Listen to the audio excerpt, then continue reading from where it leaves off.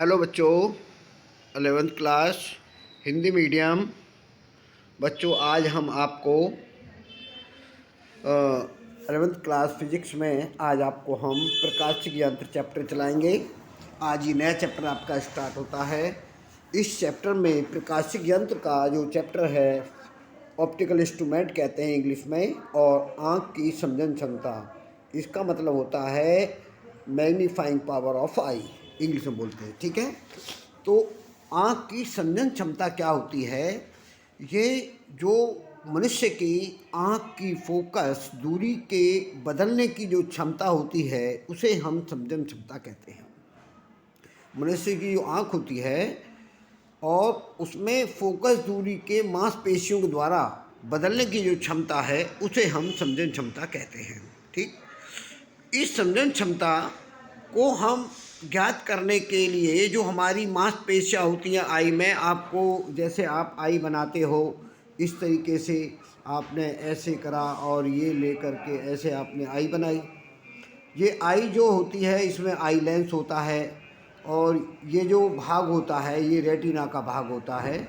और इस रेटिना जैसे लाइट इस पर आँख पर गिरती है तो हमारी जो आँख की मांसपेशियाँ होती हैं, इस मांसपेशियों के द्वारा इस फोकस दूरी के बदलने की क्षमता होती है, जिसका नाम रखा गया है समझन क्षमता। क्या रखा गया है?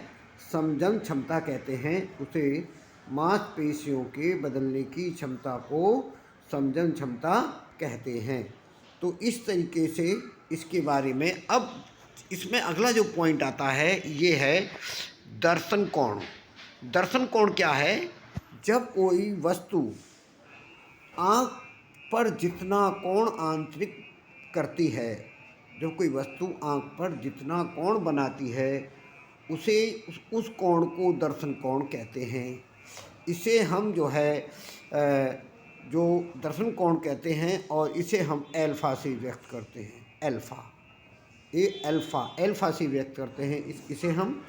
और अगर हम इसका डायग्राम आपके लिए बनाएं तो समझाने के लिए डायग्राम जो आपका बनाया है वो हमारी ये आई हो गई। ये जो हमारी है ये आई है। इस आई में हमने एक ये नेत्र लेंस लगा दिया है। इस नेत्र लेंस में ये जो वाला भाग होता है ये रेटिना का भाग होता है, और इसमें जो ऑब्जेक्ट रखा है, वस्तु जो रखी है वो ये है, ये वस्तु रखी है। इससे किरण ये जा रही है और ये यहाँ पर आकर के मिल रही है। दूसरी किरण इसके पास सीधी जाएगी, यहाँ मिलेगी। तो ए बी का वस्तु का जो प्रतिबिंब है सी डी के द्वारा बनता है, और इसके द्वारा जो हमारा A1B1 प्रतिबिंब होता है, A1B1 प्रतिबिंब जो हमारा सी डी भाग को व्यक्त करता है, इसके साथ अल्फा कोण बनता है, आकार के साथ अल्फा कोण बनता है, और प्रतिबिंब के आकार के साथ जो है बीटा कोण बनता है। तो ये जो अल्फा कोण बना और बीटा कोण बना, ये बीटा है और ये कोण अल्फा है। अगर वस्तु के आकार से कोण नेत्र पर कोण आंतरित होता है उसे हम अल्फा कोण कहते हैं। जो वस्तु के आकार द्वारा आँख पर जो किरण आंतरित होता है उसे हम बीटा कोण कहते हैं। और इन दो कोणों का जो अनुपात होता है उसे हम प्रकाशिक यंत्र की आवर्धन क्षमता कहते हैं। तो आपको ये चीज़ मैंने इसलिए बताई है डायग्राम में, जो आपको याद हो जाएगा। जब एक चीज़ कोई समझ में आ जाती है तो वो याद हो जाती है। तो हमने सबसे पहले क्या बताया? सबसे पहले हमने आपकी आई बनाई, आई में लेंस लगाया, इसको हमने एक प्रकाशिक अक्ष, जो प्रकाश हमने एक अक्ष मान ली, इसके सामने हमने वस्तु रखी, इस वस्तु से प्रतिबिंब बना जो अल्फा कोण बना, और फिर वस्तु के आकार के द्वारा फिर दूसरा प्रतिबिंब बना, और प्रतिबिंब के आकार के द्वारा हमारा दूसरा बीटा कोण बना। तो इससे आपको ये दर्शन कोण बने। तो दर्शन कोण किस तरह बनता है हमारी आँख पर, ये हमने इसमें दर्शाया। दर्शन कोण किस तरह बनता है और उसे हम कैसे एक्सप्लेन करते हैं, तो ये अब वापस चलते हैं दर्शन कोण। जब कोई वस्तु आँख पर जितना कोण आंतरित करती है उसे हम दर्शन कोण कहते हैं, उसे हम दर्शन कोण कहते हैं। ठीक है, और इसे हम अल्फा से व्यक्त करते हैं। डायग्राम आपका ये हुआ दर्शन कोण के आकार। उसके बाद हम करते हैं जो दर्शन कोण आपको बताया, जब कोई वस्तु आँख इतना कोण बनाती है उसे हम दर्शन कोण कहते हैं, इसे हम अल्फा से व्यक्त करते हैं। ये डायग्राम आपको बता दिया। इसमें आवर्धन क्षमता है।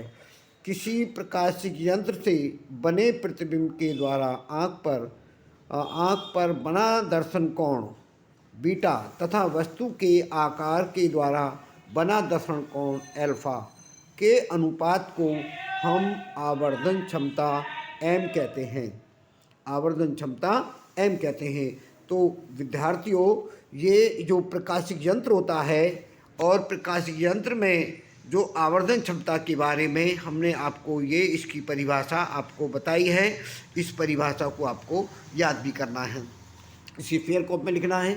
तो आवर्धन क्षमता क्या बताया, किसी प्रकाशिक यंत्र से बने प्रतिबिंब के द्वारा आँख पर बना दर्शन कोण बीटा तथा वस्तु के आकार द्वारा आँख पर बना दर्शन कोण अल्फा के अनुपात को आवर्धन क्षमता एम कहते हैं।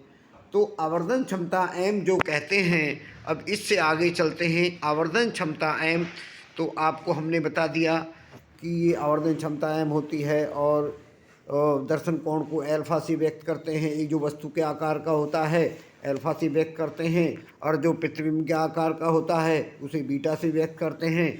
और इस प्रकार से आवर्धन क्षमता की परिभाषा बताई कि प्रकाशिक यंत्र से बने प्रतिबिंब के द्वारा आँख पर बना दर्शन कोण बीटा होता है और वस्तु के आकार के द्वारा बना दर्शन कोण अल्फा होता के अनुपात को आवर्धन क्षमता एम कहते हैं। और आवर्धन क्षमता एम का सूत्र होता है एम बराबर बीटा अपॉन अल्फा। तो एम बराबर बीटा अपॉन अल्फा, बीटा आप जान गए, अल्फा आप जान गए, तो ये आपकी आवर्धन क्षमता का फॉर्मूला हो गया। तो अब हम इसके बारे में जो आपको बताया है इसे आपको इतना तैयार करना है, आवर्धन क्षमता क्या होती है और किस तरीके से इसमें कोण आंतरित होता है। तो अब इसमें बात आती है, आवर्धन क्षमता आपने देखी है, आवर्धन क्षमता आपकी समझ में आ गई।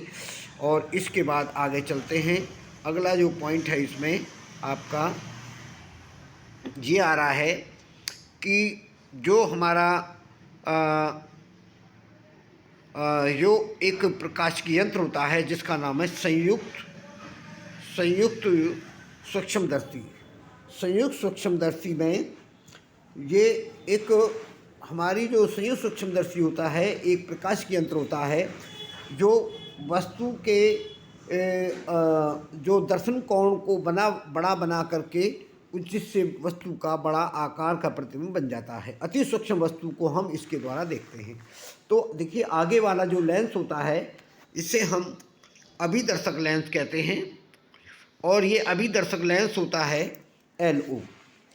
उसके बाद इससे जो AB वस्तु होती है उसका प्रतिबिंब एक तो मुख्य अक्ष के समांतर जाती है तो फोकस होकर जाएगी और जो प्रकाशिक केंद्र से होकर जाएगी वो सीधी निकलेगी और ये हमारा प्रतिबिंब A बनता है जो कि वास्तविक और उल्टा होता है।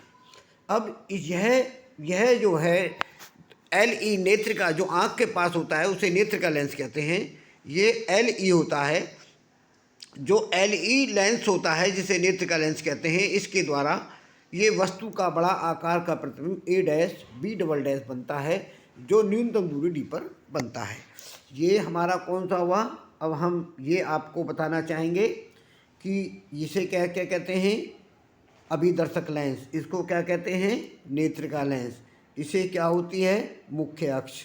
इस पर क्या रखी होती है, प्रकाशिक बेंच पर ये हमारे दो लेंस लगे होते हैं। ये एक धातु की नली होती है जिसका आगे वाला भाग छोटा होता है और उस पर छोटा लेंस होता है, पीछे वाला भाग बड़ा होता है, उस पर बड़ा लेंस लगा होता है। इसको दंड के द्वारा इसे हम शब्द करते हैं। तो ये किसका है चित्र, ये चित्र कहलाता है संयुक्त सूक्ष्मदर्शी का। अब ये डायग्राम मैंने आपको इसलिए बताया है, ये इस वस्तु का प्रतिबिंब ए डैश बी डैश बना और इस लेंस के लिए नेत्रिका कार्य करता है और इससे प्रतिबिंब A double dash B double dash आभासी, सीधा और बड़ा न्यूनतम दूरी पर बनता है। तो ये चीज़ मैंने आपको इसमें बताई और इसे आपको तैयार करना है। अब मैं इसके बाद आगे चलता हूँ। जो आगे वाला भाग है तो अब आप देखेंगे जो आगे समझाना है हमें। देखिए, जो कि हमारा नाम देते हैं संयुक्त सूक्ष्मदर्शी। संयुक्त सूक्ष्मदर्शी क्या होता है? संयुक्त सूक्ष्मदर्शी के बारे में आपको बताना है। संयुक्त सूक्ष्मदर्शी किसे कहते? संयुक्त सूक्ष्मदर्शी का किस तरीके से हम इसकी व्याख्या कर सकते हैं, और यह एक ऐसा प्रकाशिक यंत्र होता है जो समीप की वस्तु का बड़ा प्रतिबिंब बनता है और इस यंत्र को हम संयुक्त सूक्ष्मदर्शी कहते हैं। इसकी रचना होती है, इसमें धातु की एक बेलनाकार नली होती है जिसके एक सिरे पर छोटे द्वारक का उत्तल लेंस लगा होता है जिसे अभिदर्शक लेंस कहते हैं, और दूसरे सिरे पर बड़े द्वारक का उत्तल लेंस ई लगा होता है जिसे नेत्रिका लेंस कहते हैं, और फोकस पर क्रॉस तार लगे रहते हैं और इसे पूरी तरह नली को इस प्रकार समायोजित करते हैं कि उसमें कोई दोष न रहे। तो हमने क्या बताया कि इसमें एक धातु की बेलनाकार नली होती है, इसके एक सिरे पर छोटे द्वारक का उत्तल लेंस लगा होता है जिसे अभिदर्शक लेंस कहते हैं, और दूसरे सिरे बड़े द्वारक का उत्तल लेंस लगा होता है जिसे नेत्रिका लेंस कहते हैं, और इसे इस क्रॉस तार, इसके फोकस पर क्रॉस तार लगे होते हैं जिन्हें दंतु दंड के द्वारा इस प्रकार समायोजित करते हैं कि इस प्रकार से इसके अंदर दोष ना रहे। अब आगे चलते हैं। इसमें जो डायग्राम है आपका, दोबारा क्रॉस तार लगे होते हैं और जो लंबन ना रहे, और ये इसका डायग्राम है। इस डायग्राम को आपको तैयार करना है। जो हमारा ए बी वस्तु है, एल ओ अभिदर्शक लेंस हो गया, एल ई नेत्रिका लेंस हो गया, ये दो किरणें जाएंगी, प्रतिबिंब ए डैश बी डैश बनेगा जो नेत्रिका लेंस के लिए वस्तु का कार्य करेगा, और इससे अंतिम प्रतिबिंब न्यूनतम दूरी डी पर A double dash B double dash बनता है। ठीक है, अब आगे चलते हैं प्रतिबिंब का बनना। अब प्रतिबिंब का जो बनना होता है उसे हम कैसे एक्सप्लेन करें? वस्तु हमने बताया, वस्तु ए बी एल ओ के द्वारा, एल ओ माने अभिदर्शक लेंस के द्वारा प्रतिबिंब ए डैश बी डैश वास्तविक उल्टा और छोटा बनता है। नेत्रिका लेंस एल ई के द्वारा वस्तु का कार्य करता है, इसलिए A dash B dash L E के द्वारा प्रतिबिंब A double dash B double dash आभासी, सीधा व बड़ा न्यूनतम दूरी डी पर बनता है। तो अब हम ये बात तो हमने बताई प्रतिबिंब किस तरह बनता है। अब चलते हैं आवर्धन क्षमता। आवर्धन क्षमता होती है एम बराबर बीटा अपॉन एल्फा। बीटा का मान कैसे निकालते हैं? Tan beta. टेन बीटा जो होती है डायग्राम में A dash B dash upon E A, तो A dash B dash upon U E, A की वैल्यू रख दी हमने। एल्फा इक्वल टू होता है टेन एल्फा। टेन एल्फा का मान होता है A B upon D. A B upon D जो हमारी बीटा और एल्फा को हम आवर्धन क्षमता में वैल्यू रखते हैं, तो जब वैल्यू रखते हैं तो M equal to A dash B dash upon A B D upon minus U. तो A dash B dash upon A B को हम V not upon U nought कहते हैं। तो इसलिए इसकी आवर्धन क्षमता का फॉर्मूला बनकर आता है आपका कि M equal to minus V not upon U not D upon U E. ये हमारी इक्वेशन 1 हो जाती है। तो अब हम इसमें कहते हैं यदि वस्तु का अंतिम प्रतिबिंब न्यूनतम दूरी डी पर बनता है तो नेत्र लेंस के लिए जो हमारी दूरी होती है, फॉर्मूला लगाते हैं U equal to minus U E, F equal to F E और V equal to minus D. Now apply the formula 1 upon F, 1 upon V, 1 upon U. तो 1 upon F E minus 1 upon D plus 1 upon U E. तो इसमें D से multiply कर देंगे तो D upon U E equal to 1 plus D upon F E आता है। इसे इक्वेशन नंबर 2 कहते हैं। इक्वेशन 1 और 2 को में वैल्यू रखते हैं तो M D equal to minus V upon V not 1 plus F E upon D आता है। इसे न्यूनतम दूरी की आवर्धन क्षमता का फॉर्मूला कहते हैं। इसकी लंबाई V not plus U E होती है। इसके बाद हम चलते हैं नेक्स्ट पॉइंट पर। जो हमने वैल्यू निकाली है और ये निकाल के वैल्यू हमने रखी डी अपॉन यू इच की 1 प्लस डी अपॉन एफ ई। समीकरण 1 2 को रख करने के बाद वैल्यू हमने ये निकाल दी। तो एम डी इजकल टू क्या है, minus V not upon U not 1 plus D upon F E. तो जो हमारे संयुक्त सूक्ष्मदर्शी की लंबाई है L is equal to V not plus U V, ठीक है। अब इसका अंतिम प्रतिबिंब अनंत पर बनता है, तो क्या कहते हैं, श्रांतांक के लिए यू जो वस्तु दूरी यू ई होती है वो नेत्र का लेंस की फोकस दूरी के बराबर होती है। तो U E is equal to F E. तो हम इसी वैल्यू को हम फॉर्मूले में रखेंगे ऊपर। तो इसलिए आवर्धन क्षमता एम इन्फिनिटी की वैल्यू आती है minus V not upon U not D upon F E, ठीक है। अब इसमें जो इसकी संयुक्त सूक्ष्मदर्शी की लंबाई होती है वो L is equal to V not plus F E होती है। तो इस तरीके से आपको ये डेरिवेशन मैंने करा दिया, इसे आपको अच्छी तरह तैयार करना है और इसे फेयर कॉपी में करना है और फिर याद करना है।